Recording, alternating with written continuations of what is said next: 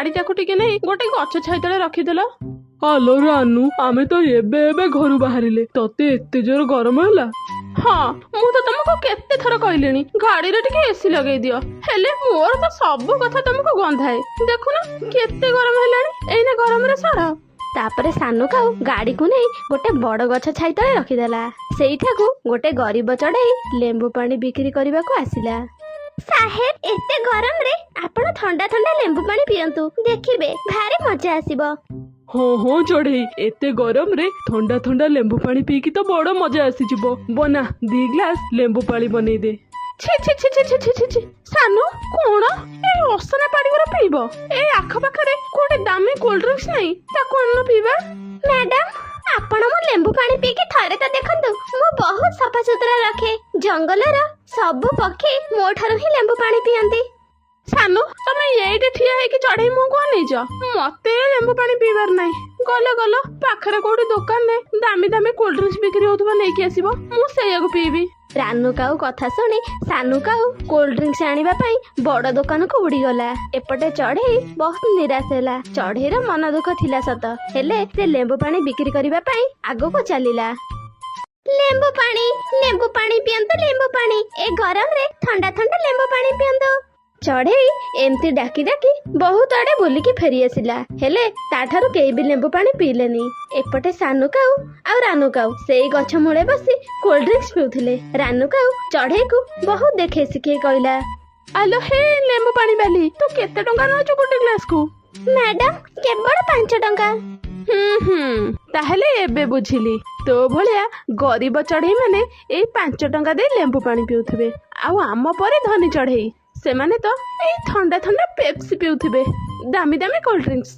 एमिति कथा कही से धनी काऊ 2 जण तांको कार रे चली गले।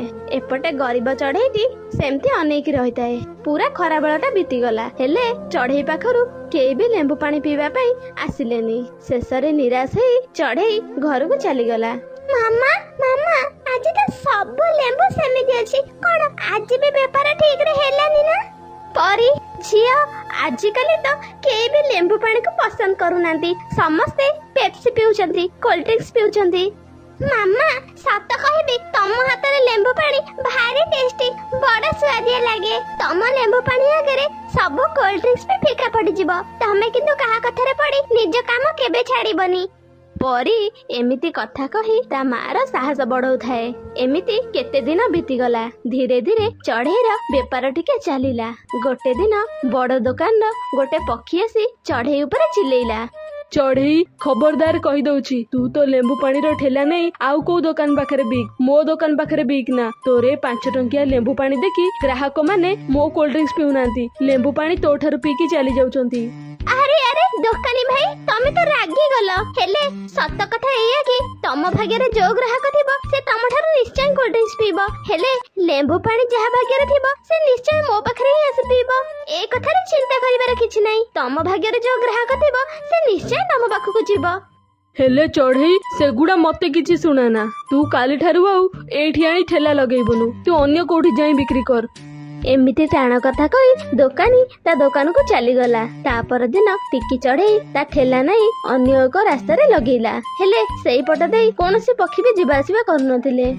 अरे ए रास्ता ता खराब अछि सेइथि पई बोधे को पक्षी एई पट देई जीवा आसीबा करूनांती मते अन्य कोठी जाई बिक्री करिबा को पड़िबो नहेले ए लेंबू ता सुखी जीवो मोर बड़ नुकसानी हबो। तापरे टिकी चढ़ई सेइता पुराना जगह जाई लेंबू पानी बिक्री करबा को लागिला। हठात 2-4 जन पक्षी टिकी चढ़ईला लेंबू पानी पीबा पई आसी गले। टिकी चढ़ई सेमानन को जल्दी जल्दी लेंबू पानी दउथिला। हठात दोकानी पुलिस को धरी आसी पहुंचिला आ टिकी चढ़ईर ठेला थिबा माठिया को तळे पकेई देला।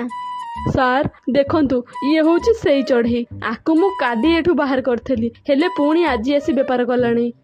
अरे चढ़ई तू आउ ए जगह लेंबू पानी बिक्री करिबनु। सर मु गरीब चढ़ईटे जदी मु व्यापार न कले ताहले मु चलिबि केमिति। मु से सुनसान रोड पाखु को जाईथिली हेले सेठा को कोनोसी पक्षी भी प्राणी पिया पई आसिलेनी। अरे ना ना रास्ता पर ठेला गाड़ी लगेबा बहुत बड़ अपराध तते मु कहि देली आउ ठेला गाड़ी रास्ता पर रखिबनु।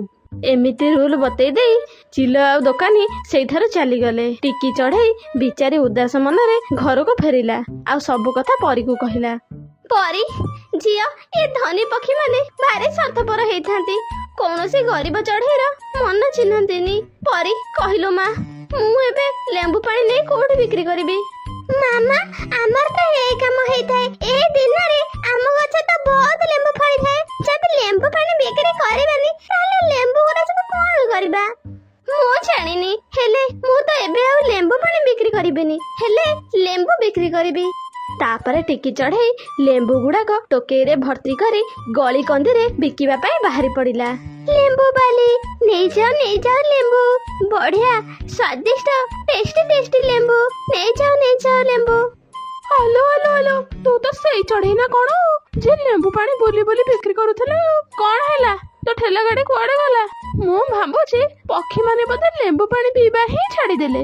ମ୍ୟାଡାମ ପ୍ଲିଜ, ମୋ ସମୟ ଜମା ବର୍ବାଦ କରନ୍ତୁନି। ଯଦି ଲେମ୍ବୁ ନବା କଥା ମୋ ପାଖରୁ ନିଅନ୍ତୁ, ନହେଲେ ମୁଁ ଚାଲିଲି। ଛି, ତୁ ଲେମ୍ବୁ ଗୁଡା ବି ତୋ ଭଳିଆ ଗନ୍ଧଉଛନ୍ତି। ସେଇଥିପାଇଁ ବା ସେଦିନ ମୁଁ ଲେମ୍ବୁ ପାଣି ପିଇଲିନି। ଯା, ତୁ ଲେମ୍ବୁ ଟୋକେଇ ନେଇ ଏଠୁ ଚାଲ। ପୂର୍ବ ଦିନ ଭଳିଆ ରାନୁ କାଉ ସେଦିନ ବି ଚଢେଇର ବହୁତ ମଜାକ ଉଡେଇଲା, ଚଢେଇକୁ ବହୁତ ନିଚା ଦେଖେଇଲା। ଚଢେଇ ବିଚାରି ମନ ଦୁଃଖ କରି ସେଇଠାରୁ ଉଡି ନିଜ ଘରକୁ ଚାଲିଗଲା। ଯାଉଛି, ଏ ଲେମ୍ବୁ ଗଛଟାକୁ ହିଁ କାଟିଦେବି। ନା ଏ ଲେମ୍ବୁ ରହିବ, ନା ମୋର ଅପମାନ ହବ। ମାମା, ତମେ ଏମିତି ଭୁଲ କରନି। ବହୁତ ବର୍ଷ ପରେ ଆମ ଲେମ୍ବୁ ଗଛ ଏତେ ବଡ ହେଇଛି ଆଉ ବହୁତ ଲେମ୍ବୁ ଫଳିଛି। ରାଗରେ ଲେମ୍ବୁ ଗଛକୁ କାଟି ଦିଅନି ମାମା। ତାହେଲେ ପରେ ତୁ କହ, ମୁଁ କଣ କରିବି? ଏ ଲେମ୍ବୁ ପାଇଁ ବହୁତ ଅପମାନ ସହିଲେଣି।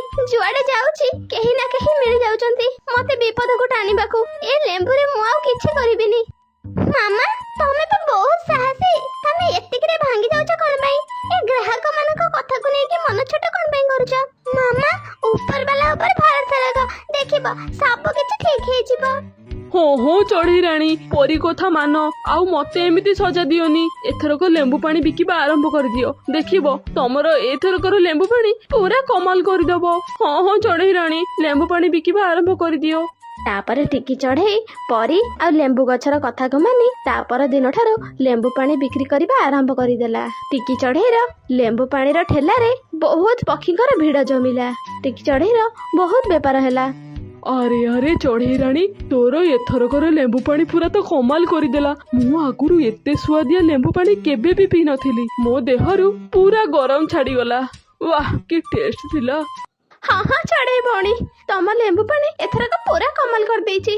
ପକ୍ଷୀମାନେ ଏମିତି କଥା ହେଇ ହେଇ ଲେମ୍ବୁ ପାଣି ପିଉଥିଲେ। ହଠାତ୍ ସେଇଠାକୁ ଗୋଟେ ବୁଢୀ ପକ୍ଷୀଟି ଆସିଲେ। ପାଖାଅ ପକ୍ଷୀମାନେ, ମତେ ଟିକେ ଲେମ୍ବୁ ପାଣି ପିଇବାକୁ ଦିଅ। କି ଗରମ ଲୋ ବାବା, ଏ ଖରାରେ ମଣିଷକୁ ସନଷ୍ଟ୍ରୋକ ହେଇଯିବ। ଦେଲୁ ଚଢ଼େଇ, ଆଗ ମତେ ଲେମ୍ବୁ ପାଣି ଗିଲାସ ଦେଲୁ। ବୁଢୀ ମା, ନିଅନ୍ତୁ, ଆପଣ ଆଗ ଲେମ୍ବୁ ପାଣି ପିଅନ୍ତୁ। ତମେ ମାନେ ଟିକେ ପାଖେଇଲ। ଏମିତି ସେ ବୁଢୀ ପକ୍ଷୀ ଢକ ଢକ କରି 2 ଗ୍ଲାସ ଲେମ୍ବୁ ପାଣି ପିଇଦେଲା। ତାପରେ ତା ପିଣ୍ଡରେ ପ୍ରାଣ ପଶିଲା। ଆଲୋ ଚଢ଼େଇ, ମାଲୋ, ଇଏ ଲେମ୍ବୁ ପାଣି ନା ଅମୃତ, ଭାରି ସ୍ୱାଦ।